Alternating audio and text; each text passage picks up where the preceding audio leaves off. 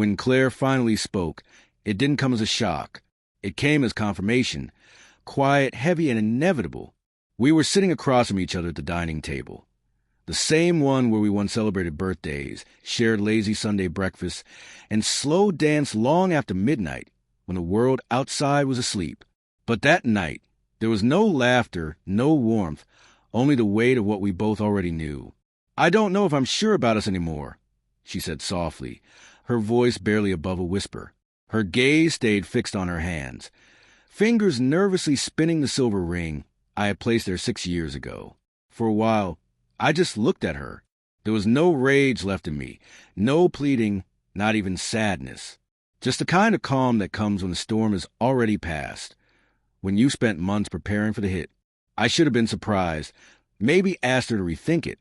But the truth was, I'd been expecting those words for a long time. The late nights that didn't add up, the growing distance in her voice, the way she'd pull away when I tried to get close, whispering, "I'm just tired."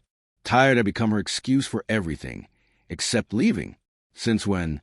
I asked quietly, my tone too steady for a man whose marriage was unraveling. She hesitated, her throat tightening. For a while now, I just didn't know how to tell you. I nodded slowly, because I had known too, for weeks, maybe months. I had already faced the truth alone in the quiet of our apartment, signing papers she didn't know existed yet. It wasn't revenge or anger. It was closure, the kind that comes when you stop mistaking memory for love. "Thank you for finally saying it," I said. Her eyes snapped up in confusion. "You're not upset?" I gave a faint smile. I was, once, not anymore. Silence filled the room like smoke. She looked at me, expecting a fight, a breakdown, anything, but all she saw was peace, and that frightened her more than anger ever could, because for the first time, she wasn't the one deciding how this would end. "So what happens now?" she asked, her voice trembling. "Now," I said quietly, "you can stop pretending to try, and I can stop pretending not to notice." Her brow furrowed. "What's that supposed to mean?" "It means," I replied, "I already signed the divorce papers." Her face went pale. "You what?" I reached for the folder resting beside me and slid it across the table.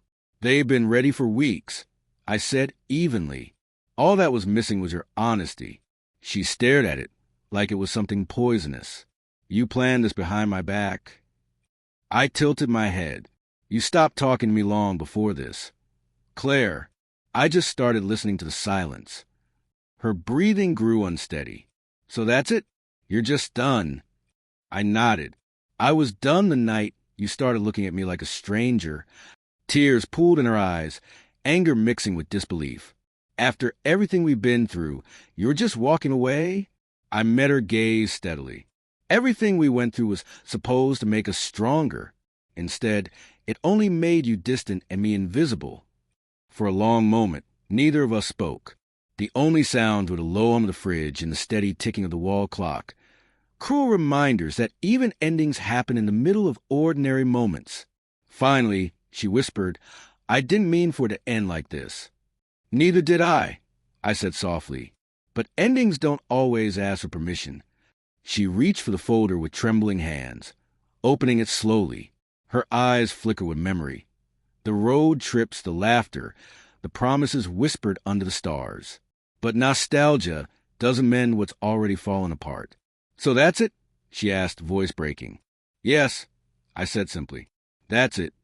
She sat frozen, one hand resting on the folder, as if letting go of it would make everything real.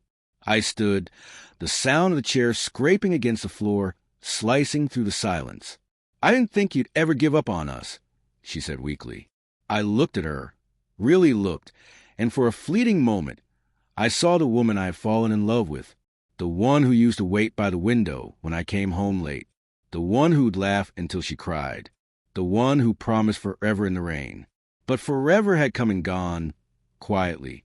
"I didn't give up," I said gently. "I just accepted what already was." She swallowed hard, blinking back tears.